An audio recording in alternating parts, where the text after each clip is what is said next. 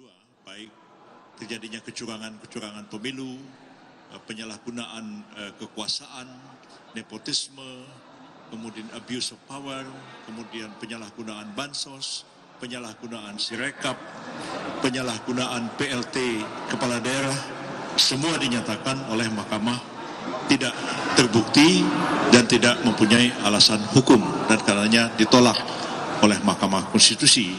Dan tadi putusannya adalah menolak permohonan pemohon seluruhnya. Jadi seluruhnya ditolak. Dan itu persis yang sudah kami kemukakan sebelum putusan ini, baik oleh Pak Oto Hasibuan, Pak Hotman, saya maupun juga Pak Kaligis, Pak Nikolai, Pak Fahri Bahmid.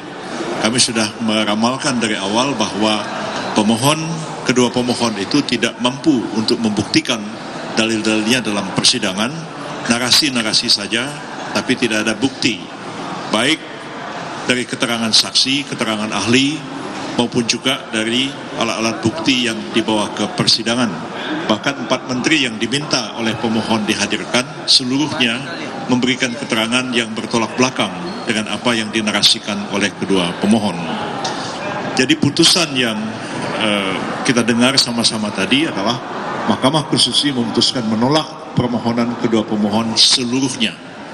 Berarti tindak lanjutnya selanjutnya adalah dilakukan oleh KPU untuk menetapkan pasangan calon terpilih dalam pemilihan umum Presiden Wakil Presiden 2024, yaitu pasangan Prabowo Subianto dan Gibran Rakabuming Raka.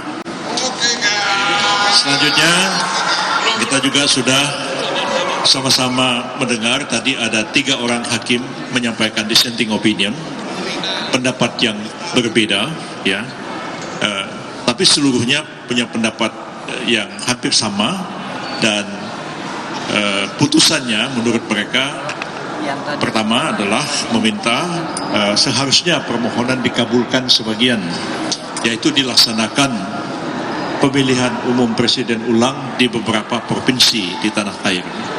Tapi satu hal yang tegas adalah bahwa dalam putusan itu,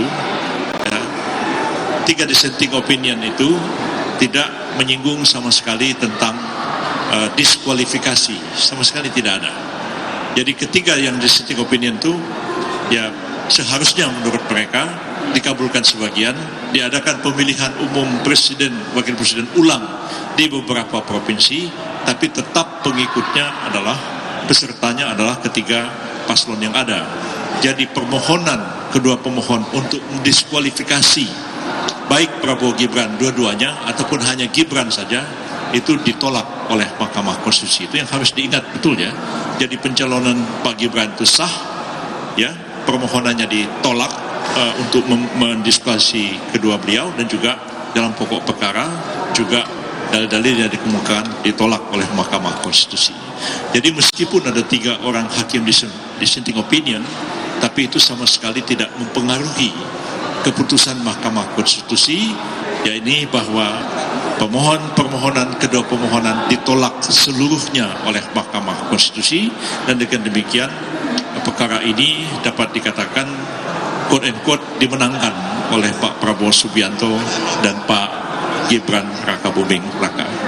Itu aja penjelasan saya, dan kami atas nama seluruh tim pembela Prabowo Gibran mengucapkan banyak terima kasih kepada para wartawan, sahabat-sahabat wartawan semua yang telah mempublikasikan acara ini sehingga dapat disaksikan oleh seluruh rakyat Indonesia.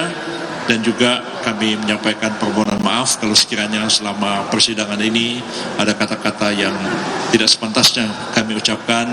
Apalagi sekarang ini masih di bulan Syawal, mari kita saling memaafkan satu sama lain.